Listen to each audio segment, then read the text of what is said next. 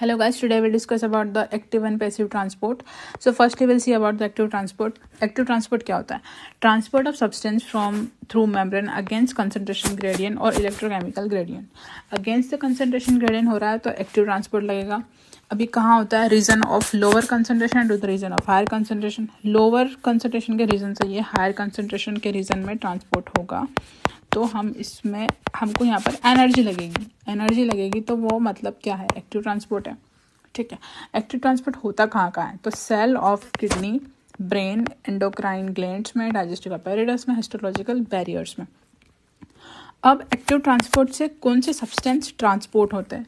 तो हमारा फर्स्ट है हाइड्रोफिलिक पॉलीमर मॉलिक्यूल्स होंगे. Inorganic ions like sodium, calcium and potassium transport होंगे. हाइड्रोजन ट्रांसपोर्ट होगा. मोनो एंड डाइसैचराइड्स ट्रांसपोर्ट होंगे. अमीनो एसिड जो कि हमारे प्रोटीन का मेन पार्ट होते हैं. Vitamin, hormones and medicinal substance. अब जो हमारा एक्टिव ट्रांसपोर्ट होता है वो कैरी आउट होता है एक्सपेंडिट्यूट ऑफ एनर्जी से, like energy, ATP.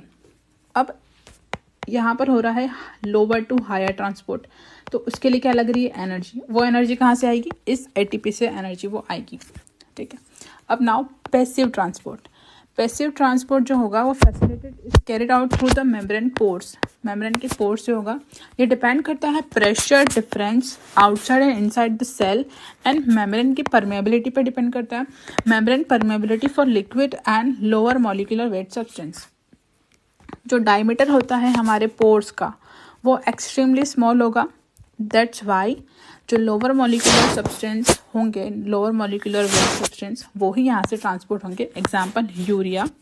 And water is the main part of urea, so water भी ट्रांसपोर्ट होगा, आयंस ट्रांसपोर्ट होंगे एंड फेटरेट. ठीक है. अब जो पैसिव मूवमेंट ऑफ मॉलिक्यूल होता है वो अलोंग द कंसंट्रेशन ग्रेडियंट हो रहा है from region of higher concentration to region of lower concentration, so there is no need of energy. अगर हमको यहाँ पे ड्रम से एक बकेट को फिल करना है तो क्या हमें एनर्जी लगाने की जरूरत पड़ेगी? नहीं. बकेट को फिल करने के लिए सिर्फ नल चालू करना होगा. ठीक है. बकेट अपने आप फिल हो जाएगी. Practically all lower molecular lipoprotein lipophilic substance are transported from this. Okay, thank you.